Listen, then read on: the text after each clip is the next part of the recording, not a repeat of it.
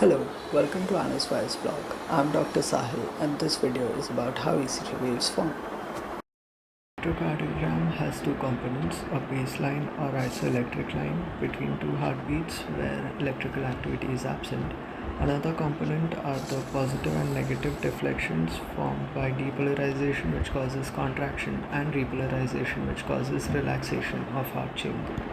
This diagram is of a mammalian heart. It has two small chambers, atria at the top, and two larger chambers, ventricles, at the bottom. Sinoatrial or SA node is a group of specialized cells of right atrial muscles, which is the dominant pacemaker of heart. This node generates the primary electric impulse. When SA node activates, it does not show up on ECG since a few cells are involved and the electromotive force is not large enough to be recorded by ECG leads.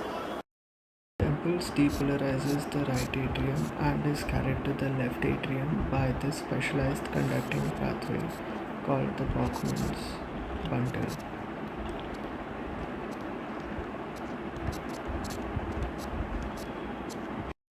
Depolarized atria form a positive deflection, the first wave of a heartbeat called P wave. In adult giant breed dogs or in dog patients with enlarged left atrium, you may see a bifid P wave which shows individual depolarization of right and left atrium. This electric impulse reaches the atrioventricular or AV node, which is a group of specialized cells in interatrial septum. It picks up the impulse and passes along the bundle of His and the right and left bundle branches. Traversing of impulse from atria to ventricles is shown by PQ segment. It begins from the onset of P wave to the onset of negative deflection of Q wave. This is when both atria contract and empty blood into respective ventricles. Purkinje network spread this impulse from the apex to the ventricular cells and depolarizes ventricular muscle mass. This depolarization forms the QRS complex.